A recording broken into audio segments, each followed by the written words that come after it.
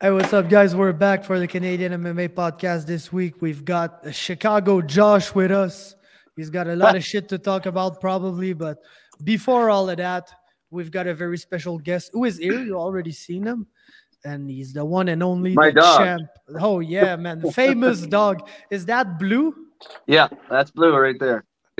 Yeah, world famous dog. But yes, of course, the champ is here. Jesse Ronson. How you feeling, man? Man, I feel good. I feel good to sit back, relax for a couple weeks, and eat some good food, and get back to it either tomorrow or next Monday. I'm not sure yet. Ah, if you got the luxury too, man, it's always cool to take a break. Yeah, I got fucking forced to be put on a break this week, man. It fucking sucked, man. of I course. I don't know what happened. Like I don't know, even know how to describe it. I just had like a mild headache, but I was fucking sore all over. And That's you got the man cold or a flu or something? yeah, probably some shit like that. So I had to like fucking change shifts and everything. So I worked all the weekend, and it was absolutely a fucking trash week, man. But yeah, what's the first fucking thing you ate? Like that you wanted to, not maybe not after the show, because after the show it's fucking. I had trouble finding food, so you probably ate like cheap ass pizza and shit. But like, Yeah. The first thing I wanted to eat was pizza, and they had Domino's was open, so they brought some Domino's pizza. Ate that, and I was actually good post fight meal. for real, man. But like Yeah. first meal you've been craving that you ate, like a lot. Good meal. Oh, I Was wouldn't it? say it was a good meal, but it was definitely a plate of nachos. That's for sure. Yeah, Yo, fucking plate of nachos is a good ass meal, man. Come on. yeah, it was great. I've had a few. I've had a few since then. No, man, it's well deserved. Yeah. I've had a few too, but I don't feel like I deserved it, man. Like for that show, I was lacking. I fucking fell in. I got tricked by the fucking gas station, bro. Like you get into that place and they fucking like all the specials and they're right in your face, and I see like two bag of ruffles, but salt and vinegar ruffles, Yeah. and they were like two for $9, which isn't that much of a deal to be honest, but It's not a deal at all. but like it looked so great, man. And I was like, I didn't want to see this. And go back to the hotel, and bro, of course, at night it's like 2 a.m. and everybody's sleeping, and I'm just high as fuck, and I'm used to a night shift, so I'm not sleeping at night, and I'm just, man, it's 2 blocks away. I'm a fucking go to the gas station and get me those ruffles, Get man. my $9 bags of chips. It was 2 bags though, so it, Too bad, it, it was pretty good. Then I got some Skittles too, and man, I think if I would have, I ate one full bag of chips and the Skittles, but if I opened the other bag, I don't think I would have fit in my shirt for the show. To be honest, I was like tighter in my shirt than when I tried it at home before leaving. Oh man, those are the worst. I was I don't think I'd be able to fit in the suit that I was wearing on fight night. Not right now. Now, do you have a certain place you go for the nachos, or are they some homemade ones? No, I get various places. There's a few restaurants that I like, two in particular, and I've eaten both twice since the fight. So I got a super random question for you. yeah, Okay, I think it was last beat no a BTC event couple of times ago in fucking London, and I think it was okay. it Kevin Popovic who told me that. I don't remember, but like, bro, they wanted to go out to eat after the fight, so they went downtown. They went to like a burger restaurant or whatever, and he was like, bro, I don't know why everybody in that place looked like they wanted to fight my ass, man. He said London is like a beautiful city, but with the worst fucking people. So I wanted to know your take on that.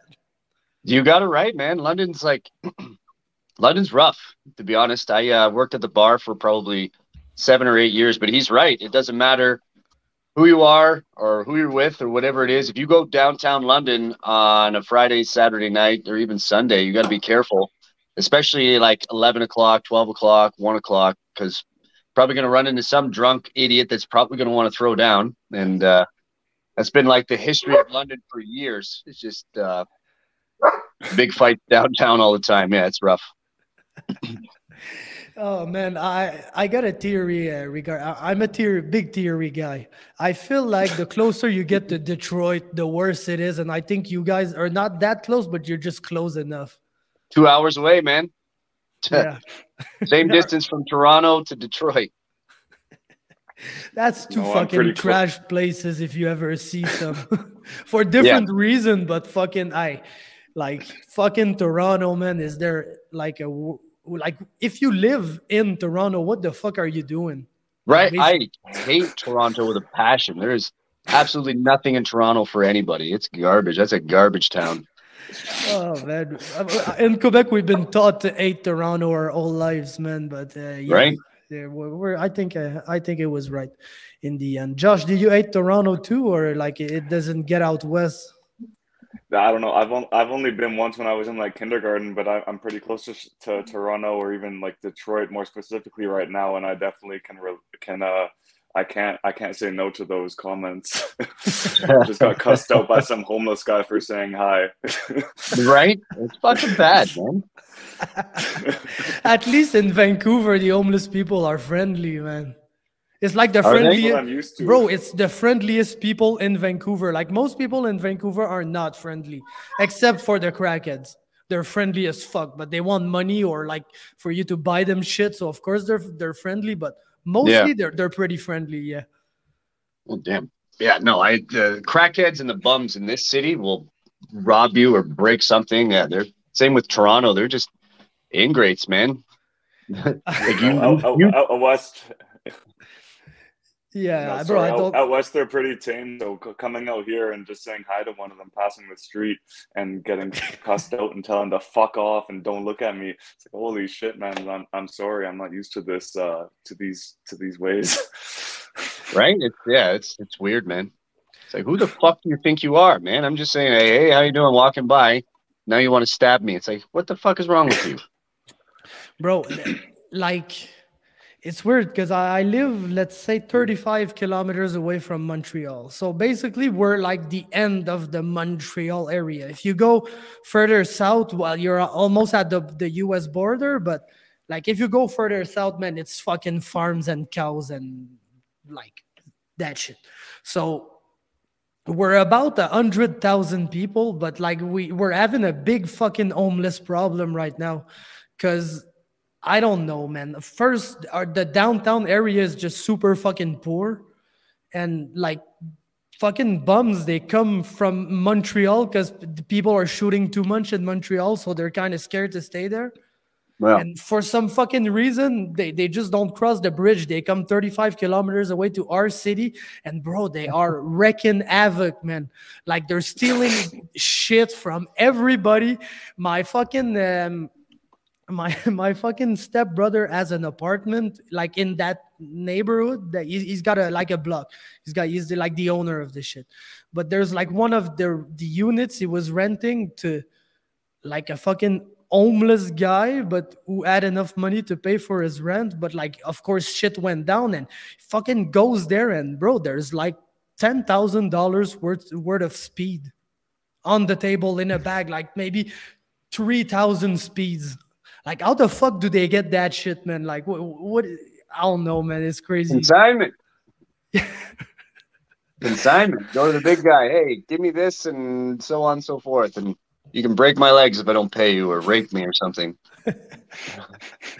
Like, bro, they're literally. I think there was a stat like in our local newspaper that, like, amongst the homeless, there are like maybe 20 of them that refuse to get into housing or whatever, which is absolutely crazy because it's freezing cold during winter. But whatever the fuck, they just refuse to do it. And like these 20 people have caused like 300 calls to the police in like 3 months.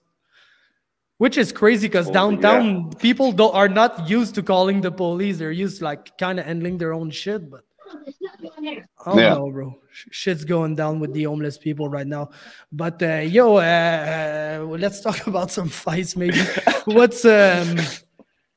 What's in the books right now, man? There's the Samurai event May 26th, but I know you're out there seeking for like bigger offers or whatever. So have you had the Yeah. time to look into that, or your agent or whatever? Yeah, so my management asked Bellator and ONE FC. They got back to him and said they're currently not interested at the moment. They were signing some younger talent. I was like, well, that's a bit of a kick in the ass. He did tell me that Risen FC, or guys know Risen. They were interested in signing, but they weren't sure for what show. So I wasn't about to, be like, all right, well, let's wait around for 6 months and see what they're doing or whatever. So I'm trying to get his fight as soon as possible. And LaFawn messaged me about May 26th, which is perfect timing for the next fight. But it's like, who are we going to find for an opponent? Is it going to be that Gracie guy that I spoke about? But that guy's only 3-1. I don't care if he fought in Bellator. There's no way a guy that's knows what he's anything. A 3-1 will not fight a dude with like 36 pro fights. That just, I don't care what fucking Gracie he is. That's not going to be a good night for him at 3-1. He just doesn't have enough experience. So we're looking for an opponent for May 26th. I threw out a couple of names to him. He knows who I threw out. One name in particular is Daryl Horcher. He was supposed to fight Shane Campbell this weekend, but Shane Campbell pulled out. I don't know why. Nobody said anything, and he didn't post as to why the fight's not happening. But that'd be a great fight to have. Daryl Horcher at 165 or 170, May 26th. And then, get another win. Hopefully it's a quick win. Who knows? But at least it's against a UFC vet, and see what happens. Obviously, try Bellator and ONE FC again. If not, I've been talking with the BFL guys, and if I don't get signed after a May 26 victory versus whoever, then I'm gonna have a date with that Dehan Kajik guy July 13th. Oh man, that gets my spine tingling just thinking about it, because I saw you smile as soon as I said the name. Yeah, no, I just, whenever you said BFL, I had the skin the hair stood up on the back of my neck, because I show up to every show, and if I got to see one of your fights live, I would go crazy. And Dehan, yeah, I know that would be a barn burner because both of you guys always bring it. So yeah, man, that gets me excited. Look at this guy. He's as happy as you are. Yeah. But no, yeah. So the BFL guys keep we've been messaging back and forth. It's just July is pretty far away, and I said I would do it, but it's like I would like another fight in between. I'm not just going to sit on the sidelines all of April, all of May, all of June just for a July 13th showdown with Dejan or Dehan. So I wanted a show in April. Like I messaged, Prospect Fighting, April 23rd, the one with Jordan Meehan and all those guys. He said, leave it to me, and pretty much just ghosted me ever since. He's found a bunch of other people some fights, but hasn't sent me anything. So I'm shutting the door on that and opening the door for May 26th for Samourai for a title defense. And then, like I said, give it a week to see what my manager can find for Bellator or ONE FC. If not, then hit up BFL and set up July 13th with Dejan Dehan and fight for the 170 belt, because I told him I'm not doing 175, and we'll have to do 170, a legit title or a legit weight, something like that. So he said he was down with it. I hope that Dehan can make 170 and or is willing to make 170, because that's a great fight for both of us.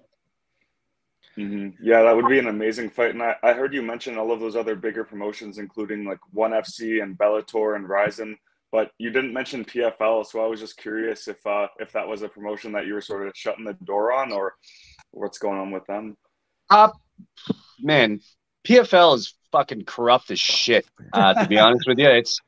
I don't like how it's run. I don't like how it's always Ali's guys that get the benefit of everything, and they change the rules for everyone. And like, it just never, they don't do anybody any favors unless it's for Ray Seppel's guys or Ali's guys. So yeah, they pay well, and I guess they paid the same as the UFC did, but still, it's like I would go in there at 170, and shit happens where it's like I said, it's just so corrupt, man. It's so broken and corrupt, and I just don't I had a bad experience with PFL the first time I was there, so not really interested in that. And I know things haven't changed, so definitely more interested in Bellator or ONE FC, or if Ryzen actually figures out which show they want me on, I will go there. Man, you're kind of the one that made me start to hate PFL, and then last year with Ali, it made me hate PFL even more, even though he won. But like, bro, the way that they booked him and everything, and even this year with Shane Burgos in his first fight, like it's stupid. Like they really don't want him to win, and he's too good for everybody, so he's still winning. But fuck, man, how you gonna treat the guy like that and let Anthony Pettis fight whenever the fuck he wants? Whenever he wants. Oh, I'm not ready this week.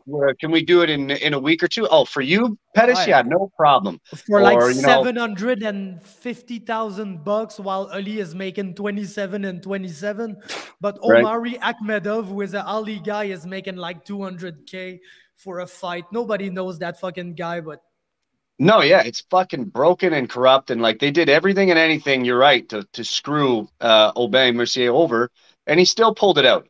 And the worst thing about it is like they have it in the contract, and you know they're going to stick it over the coals where it's like, all right, you win, your pay goes up by $3,000. You win, it goes up by $3,000. If you win the whole thing, the championship included, it only goes up by $5,000. So it's like he could be the champion, come back next year and only be making 32 and 32. Meanwhile, you have other people making a fuck ton of more money. It's like, what the fuck? He's the champ. Pay him, 100 and 100 like you do other people. Or like you said, that Akhmedov guy. It's like Ali's bringing in guys that nobody knows from Russia, and they're getting paid fucking out their ass. And like I said, it's like one of their guys don't show up or don't make weight or whatever it is, they get walkover points and their money. But it's like if Ali's opponent or like Olivier's opponent doesn't show up or make weight, they'll be like, oh yeah, you don't get any points or walkover, and you got to fight this guy 2 weight classes up, and like they'll just do whatever they can to fuck everybody over. And it's like, come on. Yeah, like the time you were supposed to fight like a random Brazilian that wasn't good, and then you just fought Nathan Schultz. Was like, bro, that's what they literally made it up on the spot, because I was supposed to fight Carlisle Silva, and he didn't make weight. So if you don't make weight, it says in the contract, you get 3 walkover points plus your show and win. And then Nathan Schultz, his opponent didn't make weight, so he got 3 walkover points plus show and win is what it was supposed to happen. But then they changed it up. Because of that, I would have 3 points, and Nathan might not have enough points to secure first place. Yeah, exactly. It fucked up their ranking, so they just made something up. So what they did was they go, oh yeah, by the way, at the bottom of this page, it says we have the right to change whatever we want, whenever we want. So you have to fight Nathan Schultz. So you don't get any walkover points or your show and win. Meanwhile, Ramsey Najem, an Ali guy, that happened to him the show before, he got 3 walkover points plus show and win. So he was sitting at 3 points. I would have happened to me, but because I had to fight Schultz, I didn't get any points. He got 3 points for his decision win, and then he ended up fighting Ramsey Najem in the first round of the tournament and beat him. So it's like, oh, well, that works out for Ali's guys. 2 of Ali guys fighting each other, and, I got fucked. And then I ended up having to move up a weight class to fight Alex Sokin, because they're like, oh, dude, thanks for being such a good sport. We'll get you in as a super fight later on down the year. But then they messaged me 3 weeks before, and they're like, the only guy we have is Nikolai Alexakin at 170. Do you want it? And essentially what I was told was, well, you're not going to find anywhere else that pays as good, so you might as well do it. And I'm like, that sounds fair and great. Let's go. Yeah, so fair to say PFL is off the table then. Yeah, unless they completely restructure their company, or, there's some I don't know, actual guarantees that whatever. I don't know what it would take to get me.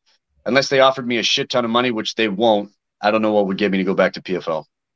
Man, it's fucking disgusting, man. But for Samourai, bro, maybe you could rematch Robert Series, since your win was a fluke, man. It was written on the Facebooks, bro, and I quote. That's so. I don't know. I've seen a fucking post where he had fucking screenshots and arrows and everything, but I can't find that post anymore, so I got the other post. It's from Jamie McGowan, which is Robert's coach, of course. I think I can share that shit. I read an original post. My buddy Gino sent it to me, and Gino, then the fighter. Yeah, and then Shout he out to changed Gino. it to this super long ass post, because the first post was That Not one. like that. Yeah, so unfortunately, things did not go our way. First, we had some fuck-ups backstage that threw us off our game, including an unannounced long delay after a warm-up, then getting rushed out the wrong order and sent by event officials to the wrong corner. That will fuck you up mentally, man. Being in the wrong corner, man. I don't know how you get back from that. But then we faced the largest and best Jesse Ronson that we have ever seen walking into the cage. So that's a prop for you, I guess. But you were 15 pounds heavier than Robert. How do they know that? I don't even know what Robert weighed. How do they know what I weighed? You were 15 pounds heavier, man. It's written on Facebook, bro. So I think that's the law. But last, we had interference from the referee as Robert's hand got caught into the fence, making it difficult to properly defend the choke. Like all those excuses aside, whatever. But, bro, I just needed to read that to you, man. I don't even know. So the original post that Gino sent me was that Robert Serras was defending the choke, and the ref came and pulled his hand off, stopping me from choking him. He's like, the ref pulled Robert's hand off. It's like, no, he fucking didn't. What the fuck are you talking about? Now, the hand in question, when Robert went for his takedown and I trapped his arm and I was circling around the back, he legitimately grabbed the cage and was pulling himself into the cage, because I was literally looking right down at it, and I was like, why is he grabbing the cage? And the ref came, hey, let go of the cage, and like didn't grab his arm, but like gave him the smack, and he let go. And then when he tried to reposition, that allowed me to slide my hand in, or my arm in, for the choke. Like the choke wasn't even on while he was grabbing the cage. It was just like a positional fight. But yeah, he was grabbing the cage, pulling himself into the cage, which was it was trapping me, but it didn't make a difference whether he was grabbing the cage or not. But yeah, that's the hand in the cage situation. As for the thing in the back, that was I don't know, the guys in the black shirt for the show. I don't know if Daniel hires them or not, but there's one guy. He looked like a younger dude. Like he was pissing me off. Like he kept being like, "Go, go," and I literally looked at him. I'm like, fuck you, you fucking piece of shit. I will walk out when I fucking want to walk out. Don't rush me. Right? And then there's another older bald guy that wanted me to walk out first. And I'm like, dude, I'm walking out second. He's like, no, you're going first. And I'm like, no, trust me, I'm going second. We've already had this talk. He's like, I don't care. You're going out first. I'm like, who the fuck are these people? I'm like, you're not commissioned. You work for Samourai. Like, calm your fucking shit. You got this young guy that's trying to force me out on stage. The old guy tells me when I'm going. And then all of a sudden, Robert Serra's music's hit, and he goes, go. I'm like, nah, man, that ain't my music. I'm like, look up at the screen. He looks up at the screen. I'm like, does that fucking look like me? He goes, no, that's you're out. I'm like, exactly, you fucking idiot.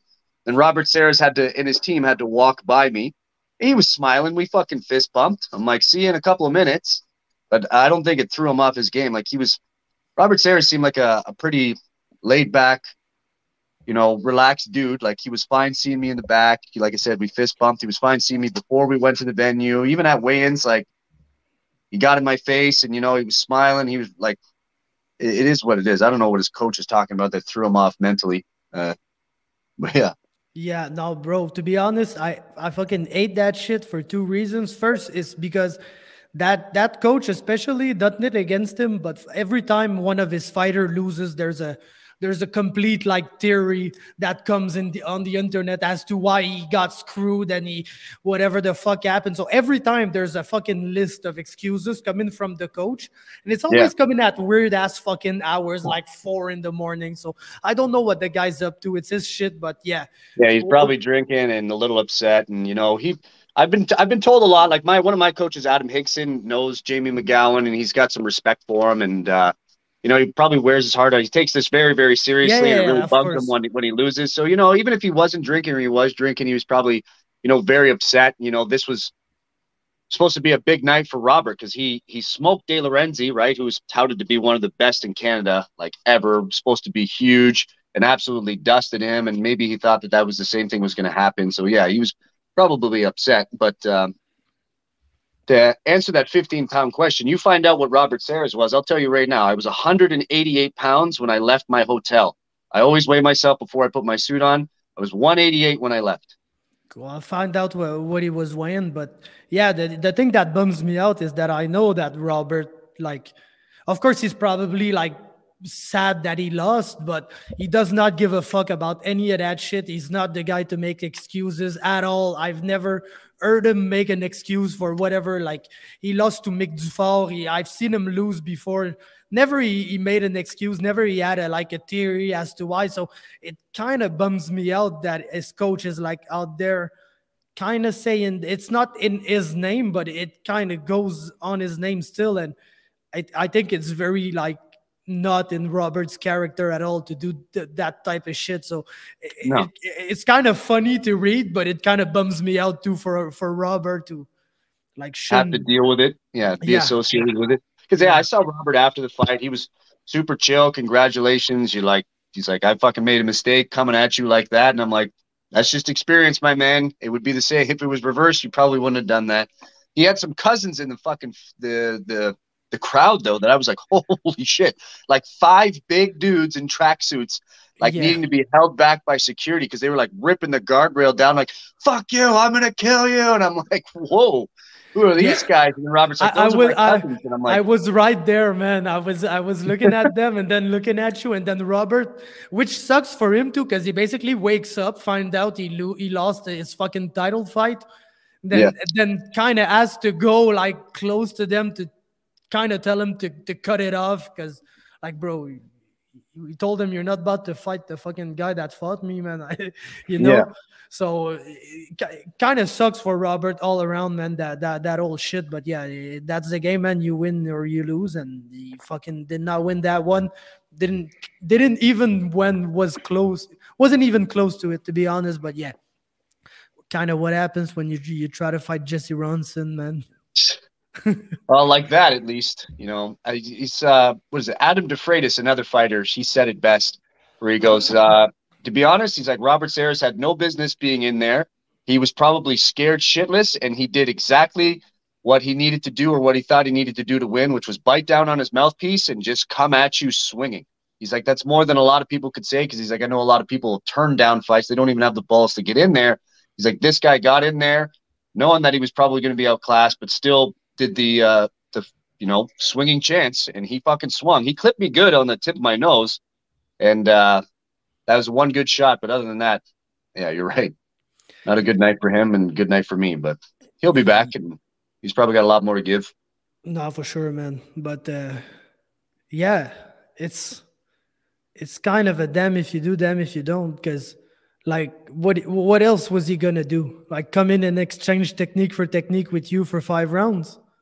Like people kind of know that that's not the way to go. Like we've seen that how many times before, people trying to kind of play it slow against you, and fuck, man, you just, when you get your reads, you break them. So yeah, he knew that wasn't the way to go, and his way was to blast people in 30 seconds. And maybe he was looking at the UFC fights, the Rafa Garcia fights. I can tag him, maybe I can.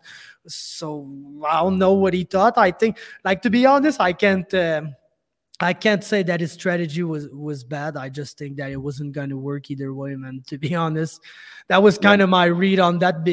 There was a. You might have seen them, the L'Arena guys. They're all French people, but like real fucking French people. Yeah. From France. They did an interview with me afterwards. Yeah. Yeah. So I stopped doing picks for local shows because people get super mad at me for that shit. Because the fighters are sensitive, and like I feel them. Like I imagine training my ass off for like 2 months, and then there's a fucking weirdo on the internet who's like, yeah, I think this guy's getting his ass kicked within the first round, and you're like, fuck you, man.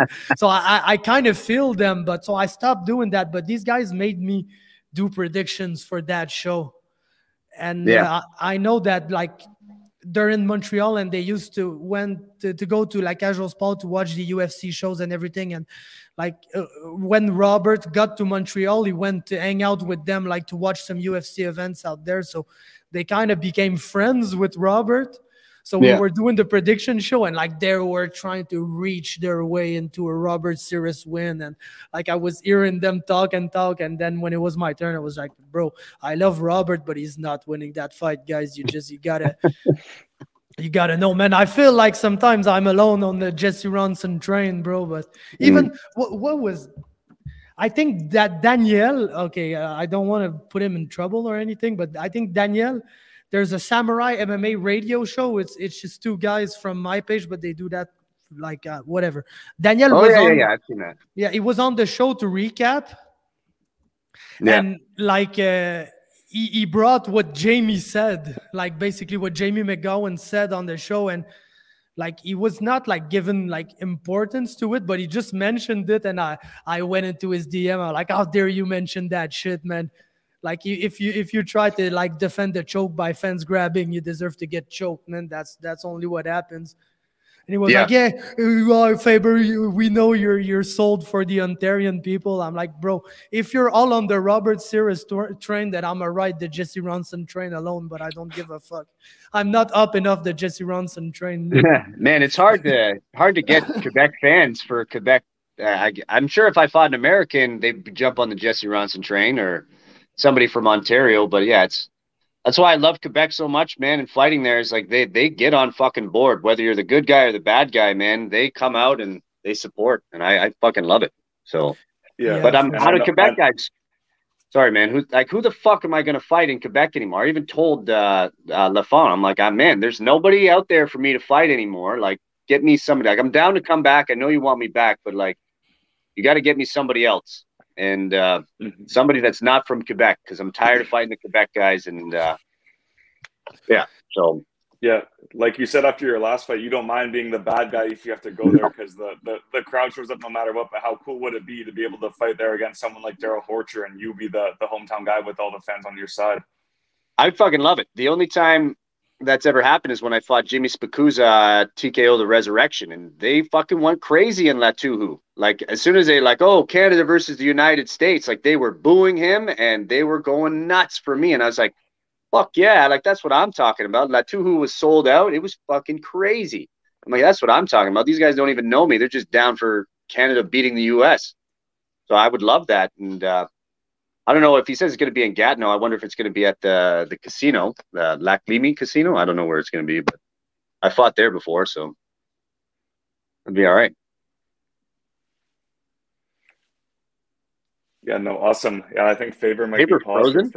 Yeah, I think so, but yeah, that would be cool. I had one other question I wanted to ask you because I know you had like Daryl Horcher on your mind since the Shane Campbell fight fell out, but is there any other fighter that you really have on your target that you would just love to be able to get in the ring with like in your last few fights here? Daryl Horcher just came up. It wasn't my idea. It was actually somebody else. He said, hey, Daryl Horcher's ready and he's down for 165. He was supposed to fight Campbell. So even though it's supposed to be this weekend and you got to push it back like another 8 weeks, it's a contact that can get a hold of him. So it's like, hey, Daryl, would you be interested in fighting Jesse Ronson, on this date? It's not that I wanted to fight Daryl, but if he's there and he's ready, like if he's willing to fight Shane Campbell, he should be willing to fight me. There's him, but there's nobody that I'm actively, looking for right now. I'm just looking for fights and looking to get to a promotion where I can make some money before I call it quits. So it's like, I'm really down to fight anybody if the money's right. This BFL fight with Dejan Kajic, like, yeah, the opponent, like I've agreed to it, but if they don't produce dollar signs, then it's not going to happen. It's not that I'm afraid. It's just that, like, look, man, I'm 37 and getting in the twilight of my career. I'm not going to fight him for, this little bit of money. It's a big fucking fight for both of us. And I've told everybody, if I lose one fight, doesn't matter who it is, I'm done. So I'm not going to fight a potentially retirement fight for fucking schmeckle, like cheap shit. So yeah, I wish I knew what BFL was offering, but I don't. But it would suck for me to go May 26th and win, and then message the BFL guys and go, okay, yeah, let's set it up. And they go, yeah, but we can only pay you this much. I'm like, no, that's not fucking happening. And then people are, oh, don't price yourself out, blah, blah. Well, that's the way it is. You know what I mean? You want me, this is what I want, so on and so forth. And it's like, if you're willing to let Dejan out, I'm sure we could fight in BTC for a BTC title. I know they'll pay me the money that I want. So, it's not that that fight won't happen. It's just who's going to pay the money that we want for it, right? So, And yeah, that's such a big fight for Canadian MMA. There's no way that you should be compromising a paycheck because you're a Samurai MMA champion, a BTC champion. He's been the BFL champion for quite a long time now. So to have a super fight like that, like it's such a big deal for the Canadian MMA scene. You should be getting compensated like very generously if that fight does happen down the road. Like I said, I'm down if the money like oh yeah, we'll give you 5 flat. Nope, no, you won't. I was making 5 flat back in like 2014, buddy. That's not fucking happening. This is 2023, and this is a huge fucking title fight. You know, I'm a UFC veteran, whatever. Like I said, I'm just looking to make some money out of it. I want that fight. I would love to fight Cajun. And like I said, if BFL can't monetarily come to the terms with it, I know BTC would, or Daniel Lafont is probably not afraid to get off his wallet for such a high quality fight. And yeah, maybe he says he's good friends with the guys at BFL. Maybe they can do a cross promotion and we can put both titles up on the line. Even though I'm the 65 champ, not that hard to fucking turn it into a 170 title and say, you know, title for title. I don't mind that at all for their show in August. But yeah, no, to go back to your original question, there's nobody that I'm hunting for right now. I've pretty much fought everybody in Canada. There's nobody that's on my list right now. I don't really want to be the gatekeeper. I'll go, if you want to make it to the UFC or whatever, you got to beat Jesse Ronson. I could give a fuck about that. So yeah. That's thank you. Mm-hmm. I think BTC and fucking Samurai and BFL and Fight League Atlantic, they're all pretty friendly. Because they all communicate back and forth with each other. Because Xavier's fighting back there, Siri came back to fight here. Kingston, but yeah. They can't find anybody for Siri, and they wanted him to fight somebody that he already beat. So it's like, nah. Woodrow James, who I don't know how this guy finds the guys that he does, or he has the contacts that he has, but he can find anybody from any nook and cranny anywhere. So BTC's got a fucking ace up their sleeve with Woody, able to find opponents all over the place. So it's like, I don't know who BFL is, but they're always looking for guys. Like they obviously want BC guys to be their champion. So they're always trying to promote them and get them their fights. But it's like, you got to sometimes look elsewhere, fly people in and so on, or maybe get off your wallet. But I'm glad that they let Siri out. But yeah, I was told that Lafont knows the BFL guy. He knows Woody. He knows all those people. It was actually Woody that brought up the Daryl Horcher idea. He's like, I can get a hold of him. And he's like, and then I'll just message Daniel Lafont if he's down for it. And I'm like, perfect, get it done. Him, or there's another dude, Darren Smith Jr., not that dangerous of an opponent, but he's got like 40 fights just like me, or 30-something fights just like me. He just fought Shane Campbell and lost by a 4th-round choke. So what's exciting to me about that is he made it to the 4th round with Shane Campbell. So it's my job to beat him, if that fight happens, to beat him before Shane did. We were supposed to fight a long time ago in 2019 for XFFC, but that show got canceled. So we know about each other, and we were like, he's down to fight me, I'm down to fight him. So Daryl Horcher, Darren Smith Jr., you know, whatever Lafont can get, or it is what it is. Like, I'm not ducking anybody, because if he's willing to pay the money that I asked for, I'll fight whoever the fuck he wants me to fight. It doesn't matter. Yeah, well, no, Woodrow's is a solid guy, man. I like him a lot. Almost won the MMA pool last year too. Pretty good at predicting fights and everything. So big shout outs to Woodrow. I'd love to have him on the show once too. I should ask him, but yeah. Josh, he's probably not doing anything Sunday at 11. The guy's he's a postman. He works. He's a postman. His job's pretty easy, and just ask him. I'm sure he'd love to get on here. For get that prick on board. I'm gonna ask him, but yeah, Josh, did you have anything else for Jesse? No, I got all my questions, and I just want to say thank you for such the in-depth answers, Jesse. I really appreciate it. Oh, no problem, man. I'm always down to speak the truth and let you guys know. Yeah, for real. We're always here for some truth talk, man. So thanks a lot, Jesse, for taking the time, and we'll speak next time something happens, man. Yeah, man, for sure. I'll keep you in the loop when it comes to May 26th. Let you know what's going on. Cool. Thanks a lot, man, and can't wait to see you there. All right, man. See you, boys. Boom, there he is. Yeah, one of the best, bro. Yeah, the Canadian MMA legend right there, the body snatcher. And getting to be a good friend of the podcast now too. For real, man. I like him so much. Always been one of my favorite fighters. I say it all the time, but like it's true, man. His first UFC run was so crazy, man. And since then I always been a huge fucking fan. So it's great to just have him casually on the podcast for like 40 minutes and just speak about the random shit and fight shit and everything. But yeah, let's talk about you, man. What the fuck happened tonight, bro? I don't know. I was just going up to get myself a little Crunchwrap Supreme from Taco Bell because there's one right beside where we're staying here, and we don't have Taco Bell in Victoria where I am. But no, I was just out there, just minding my business. Some guy walked by, and I just said, "Hey, what's up?" And yeah, I got roasted heavily. I'm not, no, I had to be very Canadian and just de-escalate the situation because I wasn't trying to get shanked by something with HIV all over it. So yeah, and bro, the arena in Chicago is not in the best neighborhood too. Like, yeah, no, we're lucky.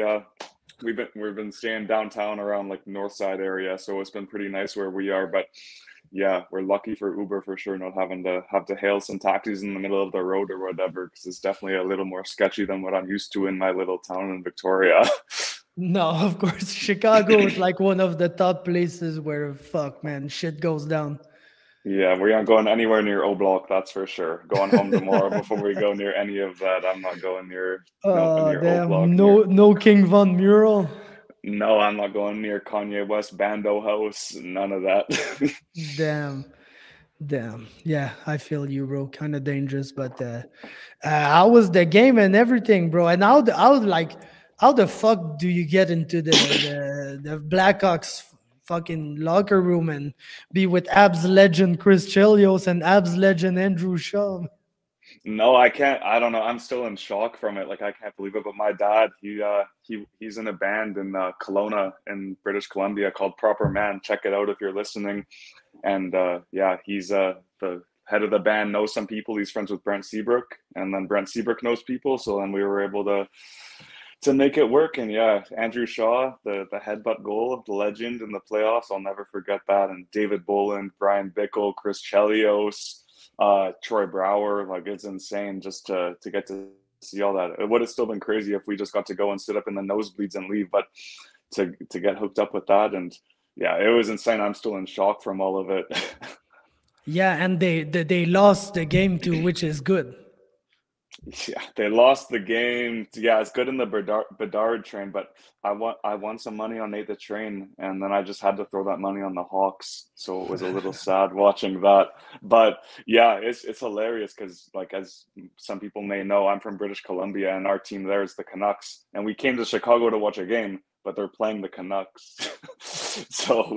But yeah, it was still crazy to get to hear the goal song. Like me and my dad have been lifelong diehard fans of the Hawks and in the wrong place. So it was cool to be with our own people. For real, man. And they're 1 point away from last place, man. So the Bedard Let's race. go. Yeah, they need it, man. Like it's the big rebuild year this year. Like no Kane anymore and all of that. So they fucking need yeah, you had the Patrick Kane jersey. That must have sucked, man. That's like I get tickets for Abs Bruins game. That's on Tuesday, and on Monday we learned that Cole Caulfield is out for the season. I'm like, bro, it's like the only guy I wanted to see. But yeah, it's like me and my dad have been planning this trip for like 10 years, and then we finally book it and everything. And then like 3 weeks before the trip, Patrick Kane finally gets traded. And then like a week before, Jonathan Taves officially retires. But we still got to see the Hawks win, and we got to run into some sick guys in the back, like the Habs legend Andrew Shaw. So yeah, it was a pretty crazy experience getting to see all of that, and yeah, I could have never imagined like what it would really be like, regardless of the loss.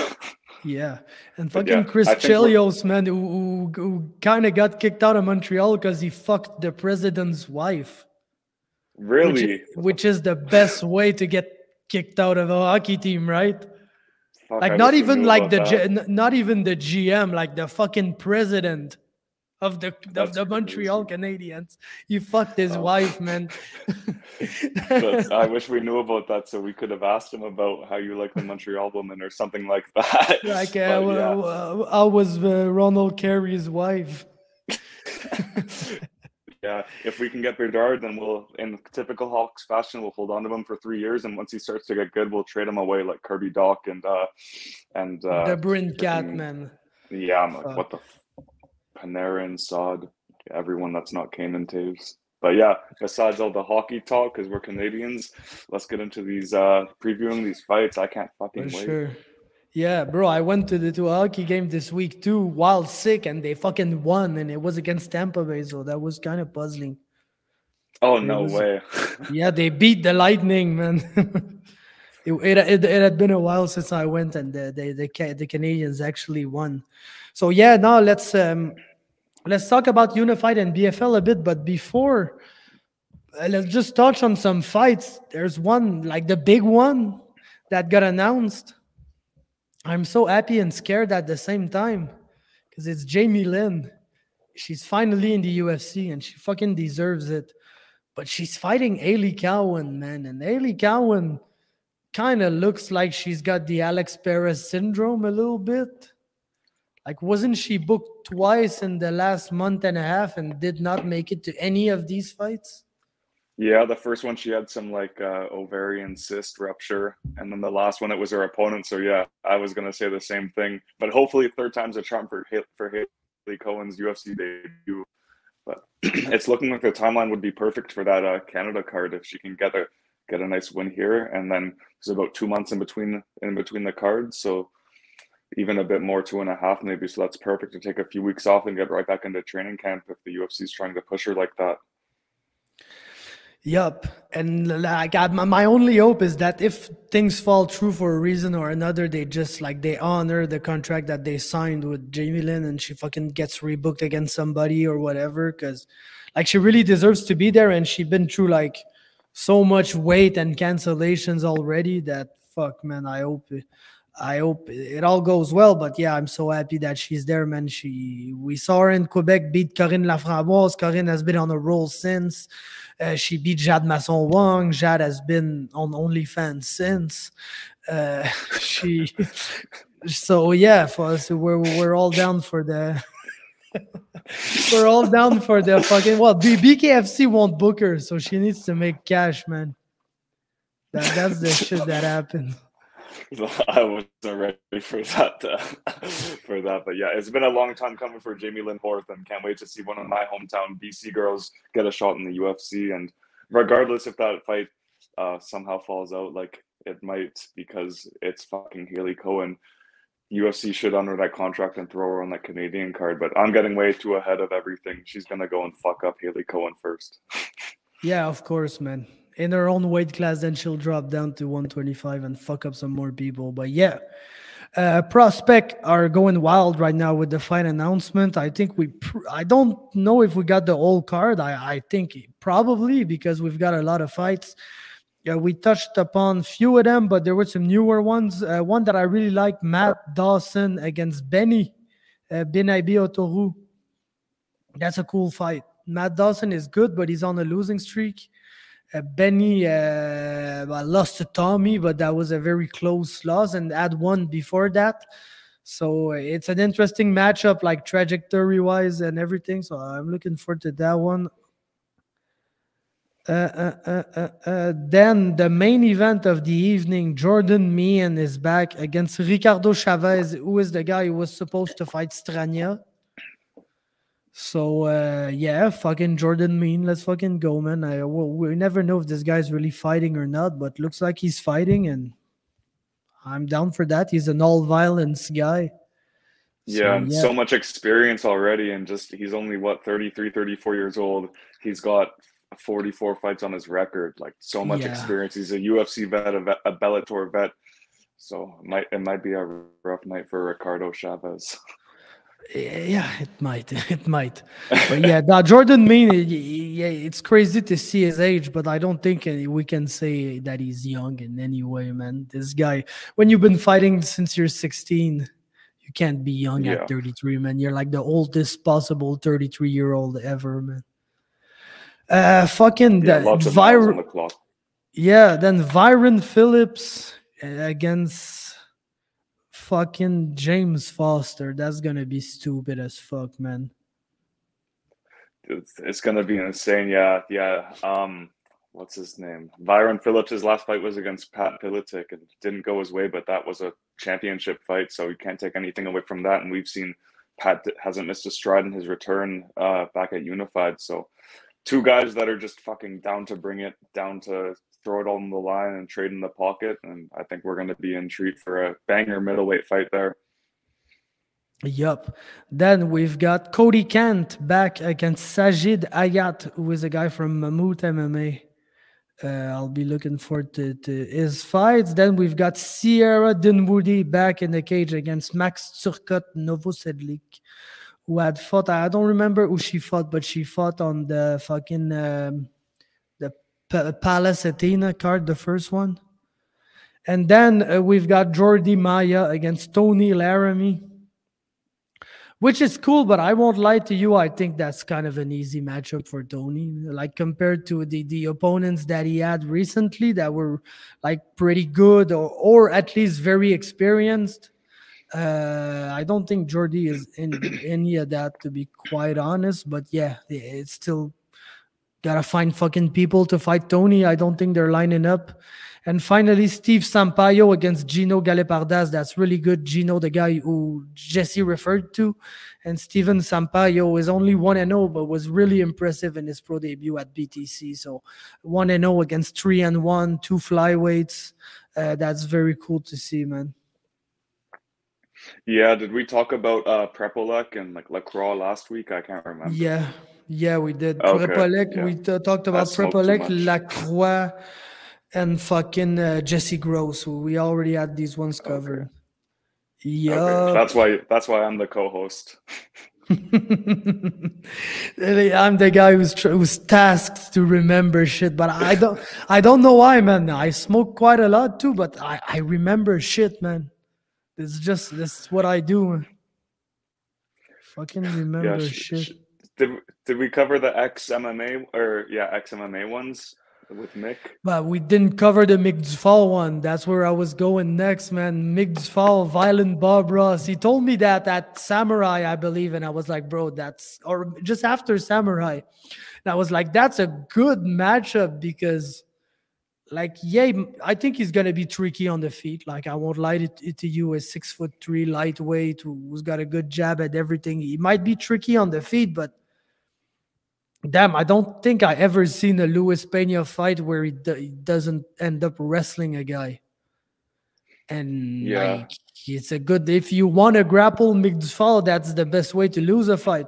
Because if you don't want to grapple Mick Dufal, you might be able to win.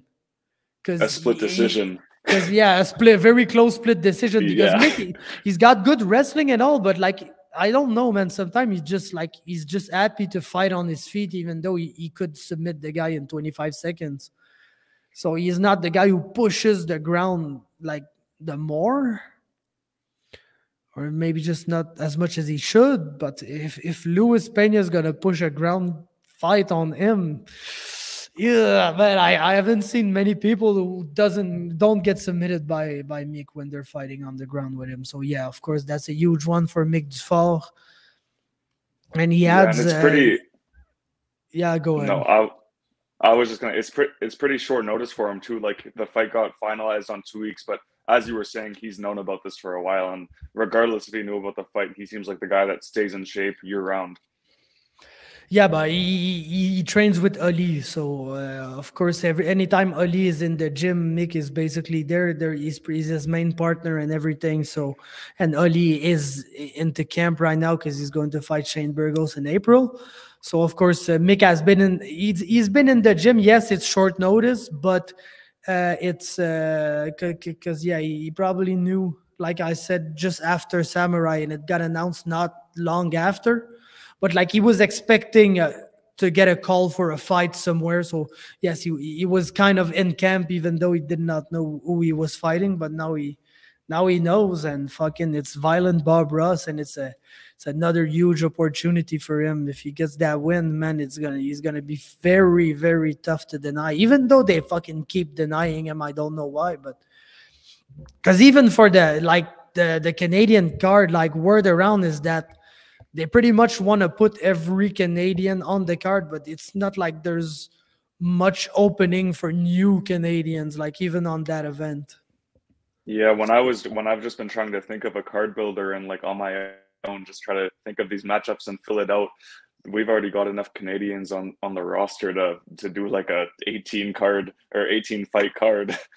So it's going to be slim pickings for those open spots for these new people. But if Mick goes out and makes a statement against Violent Bob Ross, a UFC vet, how are they not going to give him that shot? Yeah, no, man, he fucking deserves it more than pretty much anybody. We keep talking about it, but that's the way that it is. So yeah, man, it's already been an hour, so let's fucking talk about these fights if we want to end this episode someday. Unified 50, March 31st. We're gonna begin with that one because I know you're gonna have way much shit to say about the BFL fights. So we're gonna close it out with the BFL one. But yeah, Unified 50. Like Jesse said, I lost the Shane Campbell Daryl Orcher fight, which was the big ass fight on that card. I think Ryan Ford was still set to headline against Faber, but yeah, no, of course the Daryl Orcher and Shane Campbell fight was a big one. They lost it, unfortunately. We don't quite know why, but yeah, main event Ryan Ford Faber. It's a retirement fight, if I understand it well, for the homie Ryan Ford. Who's been back for about a year in MMA. Had been boxing and shit a lot before that. And Faber, who did he beat, man? Ali Charkey. Oh yeah, that's the guy who beat Ali Charkey. It was pretty impressive. That's a huge fucking step up. Like you're a 6-2 fighter. He's a good, like he comes from a good gym and everything. He's got good like wins on his record. But fuck, man, to go from like 3-1 Ali Charkey to 24-5 Ryan Ford, who kind of left MMA for boxing and fought like 10 plus times in boxing in the meantime. So the guy has pretty much like 50 pro fights or more on his record. So yeah, it's a big step up for Faber, but yeah. That's what I got to say about that fight. It's for the Super Welterweight Championship.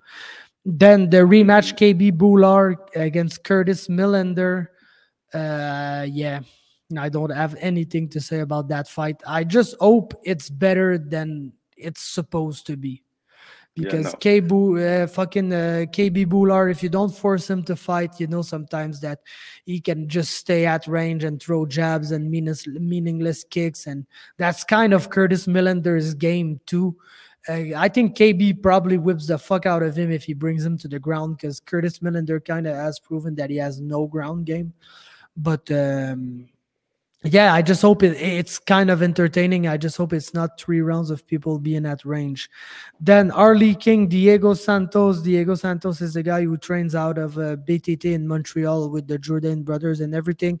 He's dropping to bantamweight after losing at featherweight. And he's fighting Harley King, who's just absolutely entertaining every time we see him in the cage. The guy's an absolute maniac. So I'm very much looking forward to that fight. Then Ramil Kamilov, Lee Eagle. I would have hoped for a better opponent for Ramil Kamilov, who is 4-0, but still, every time he's in the cage, I'm going to be watching, that's for sure. Then pro debut, Jake Craig at heavyweight, a guy from fucking Shave Bears MMA fighting Josh Hines, who's got 7 pro fights. So that's a big opponent for a debut. And finally, flyweight, Tony Rojas making his pro debut against Nico Cambasis. Very, very much looking forward to that fight. To be honest, it's probably the second fight that I'm looking forward to the most after King and Santos. So I don't know if you had anything to say about any of these fights. Yeah, so just starting with the main event, like you were saying, it's a crazy big step up for Faber, right? Yep. Yeah, Faber, because in that last fight, you saw that Ali Charkey is a wrestler, and Faye was able to win the fight from keeping it on the feet and striking, and that's not how you're going to win a fight against Ryan Ford. Like, if you're keeping it on the street and going to try to outstrike him, you're going to get hit with some crazy shots and feel it. And the other part of that is like, well, maybe Faber still could come in, and because Ryan Ford has taken this hiatus before and done 10 or so boxing fights, maybe he could take advantage of Ford's focus on boxing and try to wrestle. But one of Ryan Ford's last MMA fights, he implemented a crazy grappling game and out-wrestled the guy. So it really leaves a lot of like, how's he going to get it done? It would be crazy if Faye can get it done, but it really feels like it's going to be a great matchup for Ryan Ford to put on an amazing performance and be able to retire in his in Unified, where he spent a lot of his career. Yep. And then I agree with what you were saying about KB and Curtis Millender, but definitely if KB can implement that grappling game, that would definitely be a huge edge. Otherwise we might get sort of a slower long feeling out process on the feet with that's a very close fight and hard to tell, where you're not really sure who won at the end of it. But let's hope for a more entertaining second fight with no fouls or anything, because that was very disappointing that last time. And yeah, Ramil Kamilov, he's one of my guys, always been a huge supporter of my channel ever since the start, and he's just a super funny guy. So I'm looking forward to seeing him fight.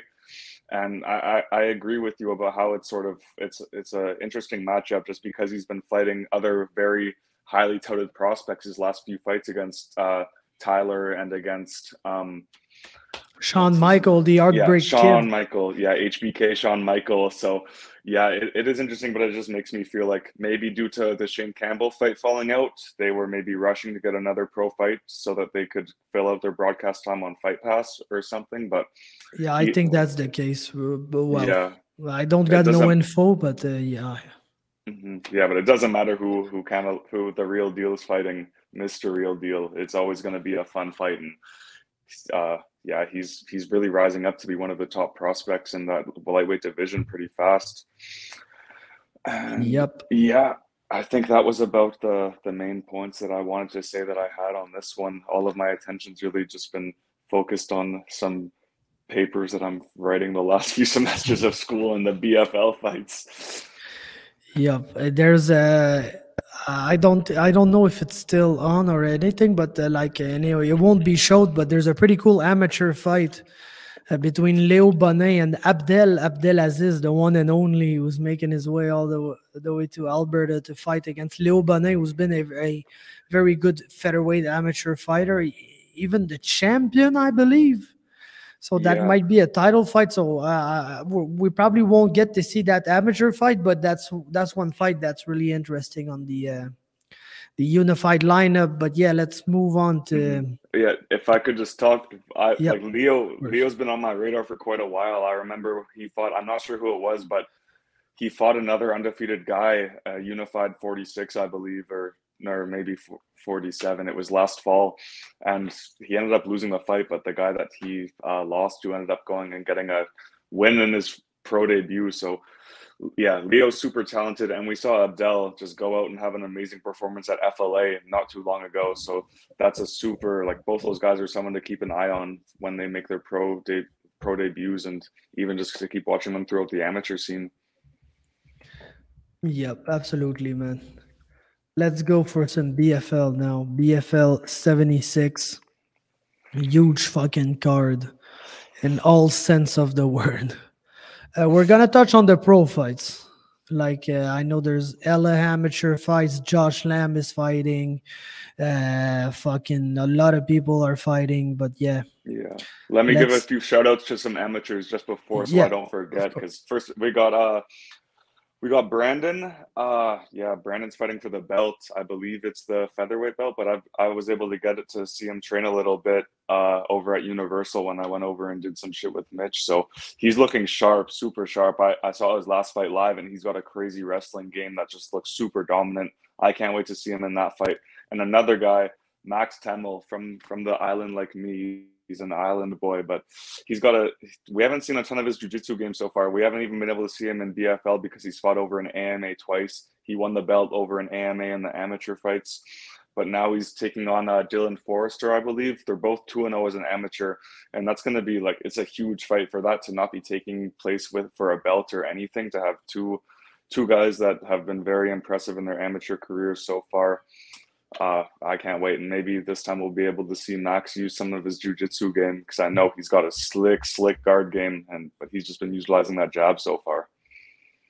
Let's go, man.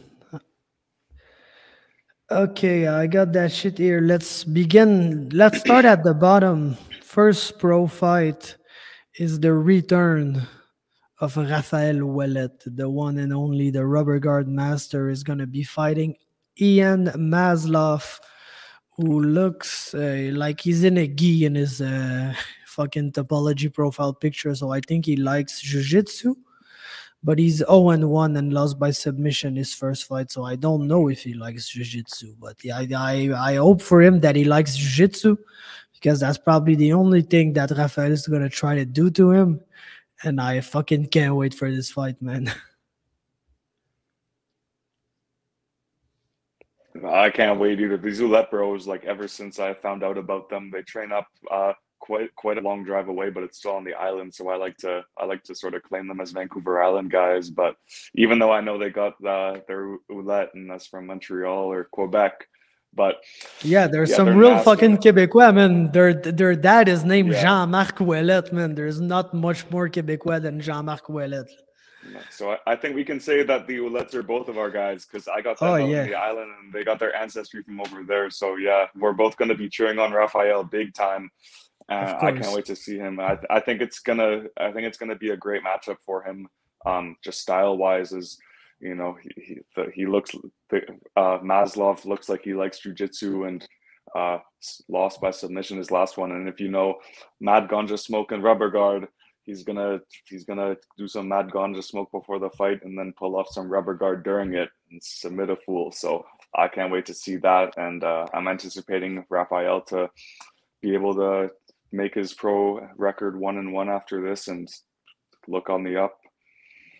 Yep, of course, man. Ouellet brothers, they're some of my favorites already, so I'm never gonna miss one fight, that's for sure. Then moving on to a women's fight, which is at bantamweight. We've got Jackie McLean and Alana Cook. I think we can say that we probably both got a Alana Cook bias here. Yeah, well, Alana Cook was one of those people at Universal MMA. I got to meet her. It was funny. Me and my friends, we said hey to her back in April before I was doing any of this Canadian MMA shit, my first fight. And she was super chill and super nice. So ever since that, I liked her. And she was one of those fighters in the gym with Mitch at Universal. I got to see her getting ready too. And yeah, like normal, she's looking sharp. Really good grappling game from her, and working on the stand-up too. I can't wait to see the improvements that she's made, that I've seen her throughout the little 2-hour session I watched. Yeah, no, me too. I only had like social media interactions with her, but she's very cool, man. I like her a lot.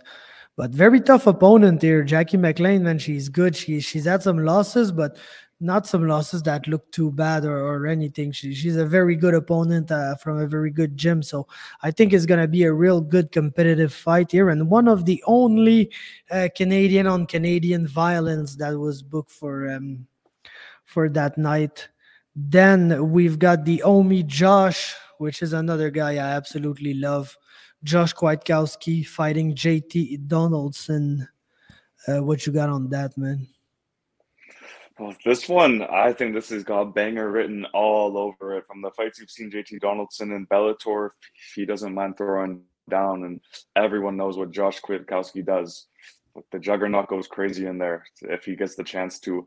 And I think this is going to be a great fight. BFO was posting some interesting stats. I believe Josh wins most of his fights by decision, right? Yeah, he's always in some wars. But so I think it was like with Josh, like he loses by decision, but wins by, I think his only decision. Oh, he's got two decision wins. Okay, yeah. So I think it was if the fight's gonna end, it really favors Josh. But if it's gonna go long, it really favors JT. Just if you're looking at the records from the way that their careers have panned out so far. But it's really hard for me to get a read on this fight because I don't know if it's because JT's been a super nice guy to me a few times I've interacted with him ever since I saw the fight get announced. But I think both of these guys are super game. They're going to bring it to the BFL cage and give the fans what they want to see. Yep. Then we've got a sneaky one, in my opinion. It is Taylor Christopher back against Makinde Adeyemi. And why I say that is because Taylor is like hyped up as like the big prospect, the next guy up and all that, but he's only 2-1 as a pro as of now. And Adeyemi is kind of the guy we look over, but he's on a 2-fight win streak, even though he came in 0-3. He just won his 2 last fights, beat Rafael Ouellet in the weird-ass fight that they had where Rafael had him in rubber guard for the whole fight but wasn't able to do much with it. And then beat the Jinja Ninja by decision in a good fight. So I think Makinde is on the way up, and he could end up being a tricky test for Taylor in the end.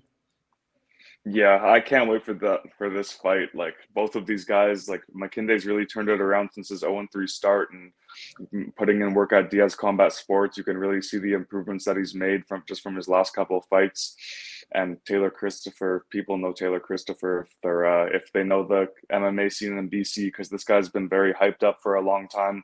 I've had the pleasure of seeing a bit of him train leading up to this, and he's looking super sharp and training out of Coquitlam MMA mainly with his brother, but also getting in some work at Universal too. But yeah, I think I'd expect Taylor to come in and utilize his wrestling game plan in this, because we didn't see, maybe it was a smart, I don't know, like the fight didn't go his way last time, but you can't really try to go in there and implement a wrestling game plan against someone with the grappling skills of Mateo Vogel. So what are you going to expect? Like those leg kicks just kind of added up from Mateo. But we saw Taylor get off to an amazing start in that fight. Very clearly won the first round, rocked Mateo Vogel once or twice.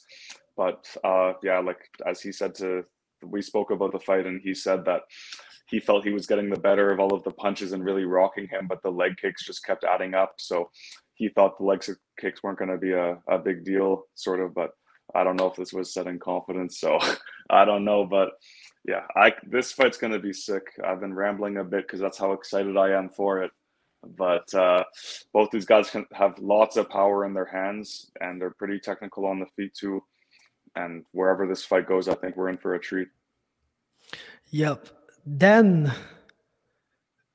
Ali Wazouk, Mitch Strezella. Do you still hate that fight?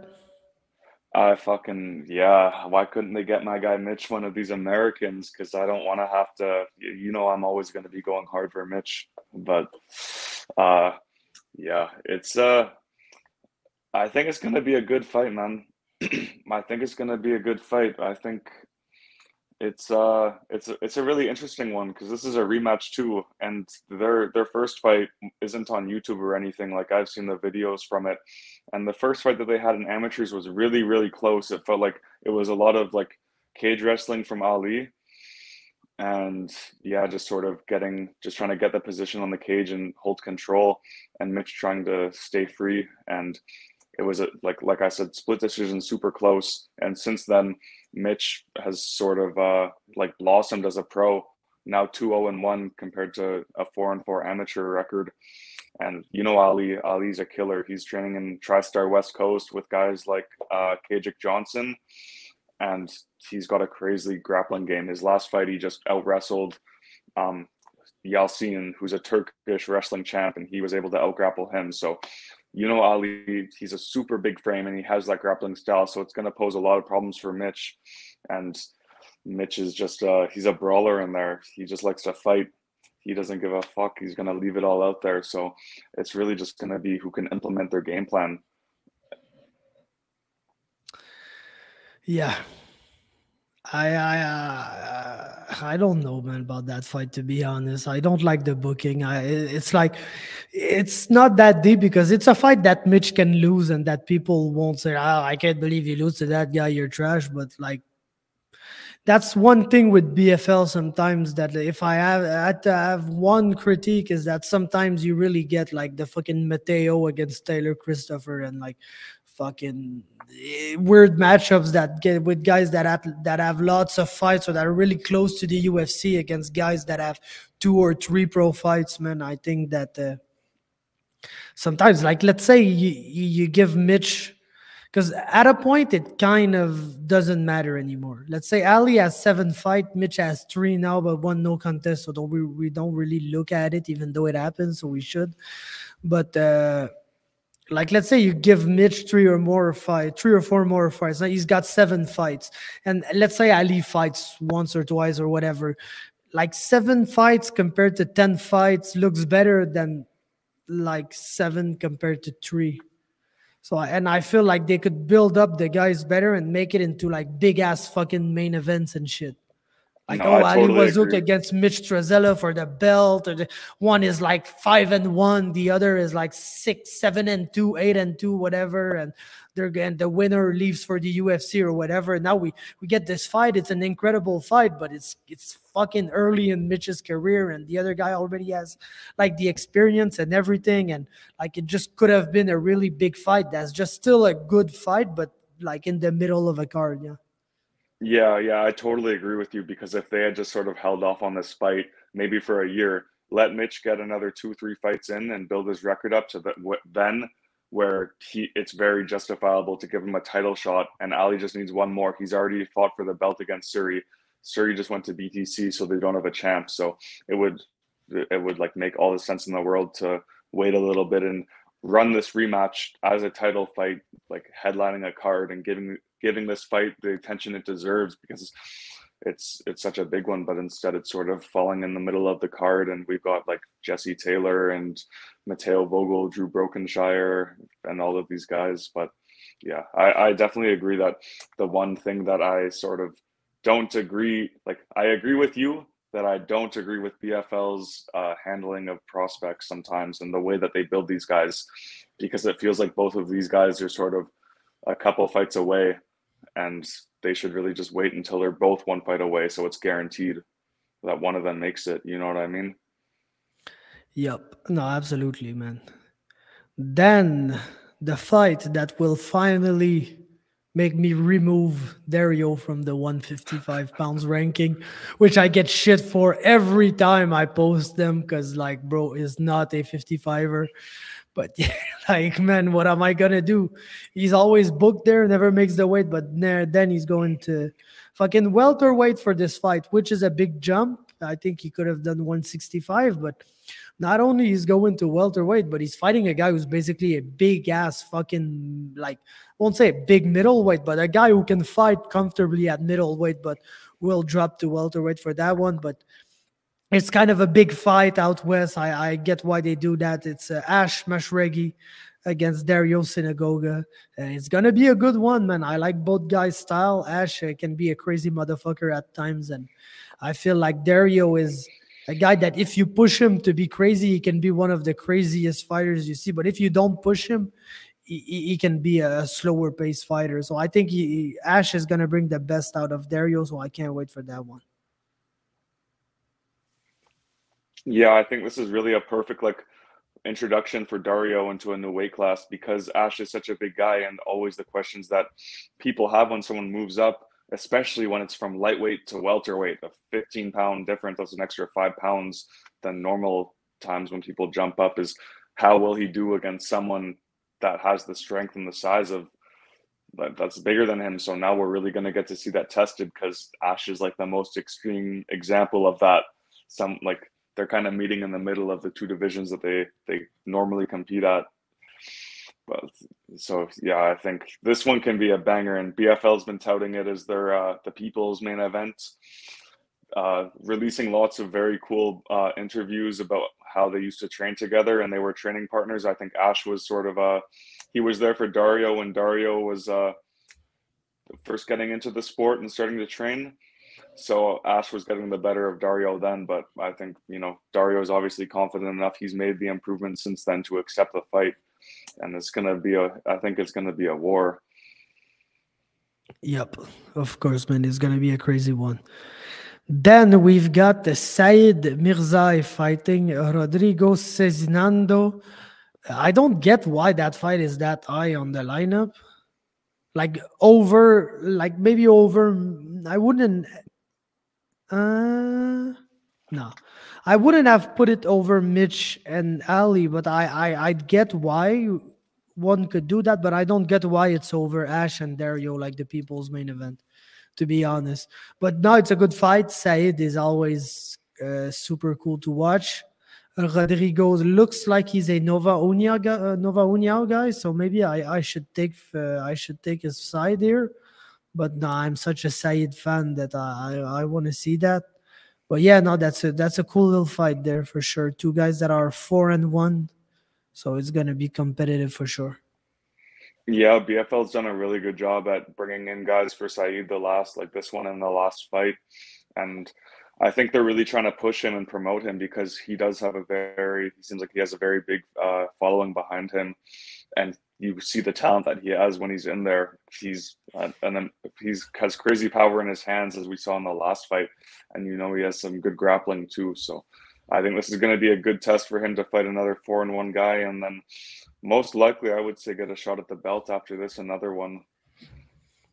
Yep, especially how the Dayon fight went, which like he lost, but it was kind of an injury and everything. So like you'd want to see that run back, but maybe after Dayon fights Jesse Ronson. That's the fight I need in my life. Oh, of course, man. Then fucking Navid is back against Xavier Nash. And like, if you want to know if a guy is for real, you fucking make him fight Xavier Nash, because the guy just beat Tristan Connolly, like, and did it pretty easily, to be quite honest, which was shocking for sure. So no, Xavier Nash, that's a title fight at lightweight or lightweight, yeah. Interim title fight at lightweight. Ooh, is still Achilles the champ, right? I guess. Who knows? Yeah, so whatever, but it's pretty much the active title either way. So yeah, Navid, Zangane, Xavier Nash. Man, what you got on that one? That's a crazy fight. Yeah, I have no idea how this fight is going to go. I just hope that one of these guys opens up as a sizable underdog, because I think it's that close of a fight to where if you have an edge, like anything more than a 60-40 edge on the lines, you hammer that. Because if Navid can get through someone like Xavier with all of his experience and like the track record that he has, then we know for sure Navid's legit. Like, BFL has been pushing him for the right reason, and like justifiably so if he wins. So, but yeah, if Xavier can win this, then he snatches up all of the hype that BFL has been trying to push on Navid for the past like I'd say 10 months now. So it's both of these guys have so much to gain in this matchup, fighting for the interim title. So I have no idea how this one is gonna go. Like, there's two super high level grapplers, and yeah, I'd have to say, like, of course, Navid will probably have the wrestling edge, but then jiu-jitsu wise, it will go to Xavier. But what do you think? Man, like, I'd be curious to see the odds, because for 5 rounds, man, in his second pro fight against Xavier Nash, yes, the wrestling is one thing, but fucking Xavier is a very, very good wrestler too.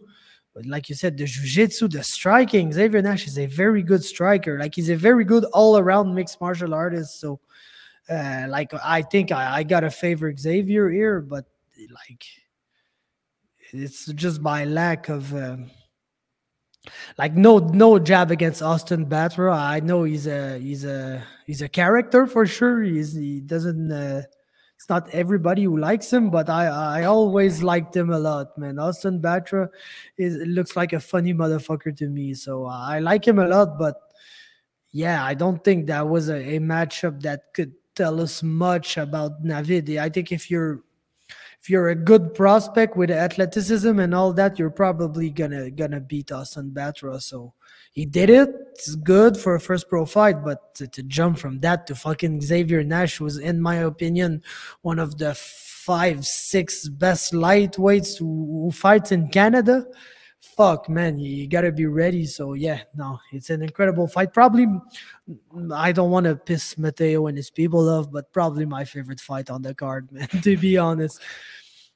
Even though I'm a huge Mateo Vogel fan, and I really hope that his fight against Drew Brokenshire is his final fight, man.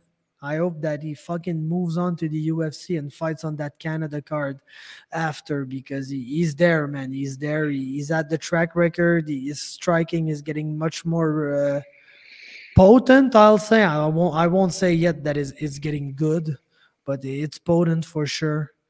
And he wanted an opponent with experience. He's got that now. That's on a 3-fight winning streak too. If beat Andrew Ewell recently, so Drew Brokenshire, like this guy could be the guy who signs very short notice on a UFC card and ends up becoming like the Julian Erosa of his division, that nobody knows why, but he's there and he's winning fights. So for Mateo to have the opportunity to fight him here and maybe get the win against him and defend his title against him, that would be huge, man. Yeah, this is a pretty, like, I know that Mateo has fought he's fought Damon Blackshear, he's fought Garrett Armfield in the past, and even Surrey City, but just compared to his last 2 fights, fighting guys with their records really didn't do them justice. But just for example, like 2 guys that were 2-0 as pros, to now jump up and fight Drew Brokenshire, who has fought Chase Hooper, he's fought Erosa twice, I believe, just beat Andre Ewell, who was just in the UFC. Like this is the matchup that you want if you're Mateo, because a big win over him, like you get a finish or a very clear dominant decision. Contender Series is like the very least you're going to get, in my opinion. I don't know how the UFC works, but just from someone on the outside looking in, how are you not going to sign this guy? He's got a win over Surrey City, who's one of the other Canadians, like top prospects, and he's been on a roll in BFL and now gets the shot against the veteran. But yeah, I to be honest, I haven't seen a lot of Drew Brokenshire, so I'm not sure what kind of style he's going to want to push in this. I would imagine he wants to keep it standing, because it's not a very smart game plan to go in there and try to grapple with Mateo. And yeah, well, Drew Brokenshire almost exclusively won his fights by rear naked choke. Really? Yeah, he's got a couple decisions there, like 1 or 2 TKOs, but yeah, rear naked choke. Loses by wins and losses are all by submission, almost. Okay, yeah, and I don't think it would be the craziest thing ever if we see Mateo outstrike him on the feet, because I know you aren't. It doesn't sound like you're as high on his striking as I am, but just seeing him in his last fight, I was so impressed in the steps that he made. Because like we didn't get to see a ton against Nick Ouellette, but just compared to those CFFC fights to the last fight against Taylor Christopher, his leg kicks were looking very, very crisp. You know he has a chin on him, so he's not going anywhere.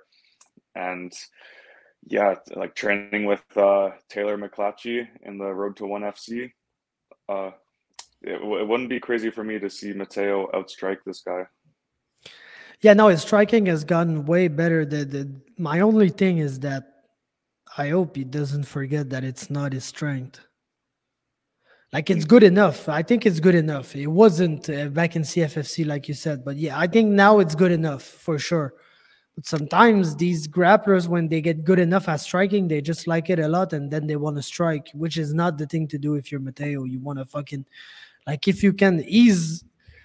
like one of the closest to McFall that I can think of in terms of when he's got a guy down, there's a pretty good chance that he can submit it within a minute, like of being on the ground with the guy, if he really wants it to. So when you got that type of fucking X factor, like, why don't you always try it? Like, I know you got to set things up and everything when you're at the higher level, of course, but like, I just hope he never goes out there and like pretends he's a striker and doesn't want to grapple with a guy because of that.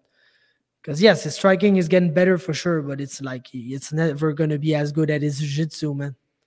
Yeah, and that's a very valid point. Yeah, because in his last fight, you saw a little bit of that maybe happening. Like, even though he was winning and like as the fight kept going on, he was winning the fight and getting the better of the exchanges on the feet. But you would think that he would just want to go to his grappling. But I guess he wanted to make a statement and show those improvements in his striking in his last one against Taylor Christopher. Yeah, no, when you're outside of the UFC, I get why. It's just when you get there, you better play to your strengths because it's not going to go well. And finally, main event, Jared Revel, JT Money, Jesse Taylor. Huge fucking fight for Jared Revel, who wants to get back to his winning ways. I don't know what's his how can I say that? His plan, like for what's next. Like I knew Jared Revel was kind of getting out there in age, but when he went to Brazil to fight Sergio Moraes and then to LFA, I know that like he believed that maybe he could get a short notice into the UFC or whatever. Now with 2 losses in a row at his age, I don't know like what's his goal for the rest of his career, but he's back here fighting Jesse Taylor, and it's a guy that could put his name right back on the map if he's able to beat him, because in MMA, it's very good fighters that beat him only. Yeah, you got the GOAT of the Ultimate Fighter, 7-0 record, and could have been like a 2-time champ if it wasn't for some issues outside of the cage. But yeah, besides all that, crazy fight here. Like really, I just want to say props to BFL for getting Jesse Taylor back in here. Big veteran of the game. He was just supposed to headline a Cage Warriors card on New Year's. Like, so that's saying something, to have someone that was supposed to headline arguably, in my opinion, the best feeder league to the UFC, to have him over in BFL and headline that against Jared Revel, who's another huge name in the Canadian scene, was supposed to get on the Ultimate Fighter a few years ago, but just it didn't work out for whatever issues. I think it may have been COVID or something. But don't hold me on that. But yeah, I think Jared's probably going to want to keep this one on the feet and use his length. And Jesse Taylor, just go and look at his last 2 MMA fights. Rear naked choke in less than a minute in both of them. Like, I think he finished both of those fights in like less than a minute combined. So you know his game plan is going to be to go in there, try to ragdoll Jared and get that rear naked choke in real quick. And I would imagine Jared wants to keep it standing because he's been blessed with a long frame for MMA. Like, he's got nice striking too, and going to be a really good fight. It's a perfect way to end the card, besides the post-limb fights. Yeah, this can't wait for the post-limbs, man.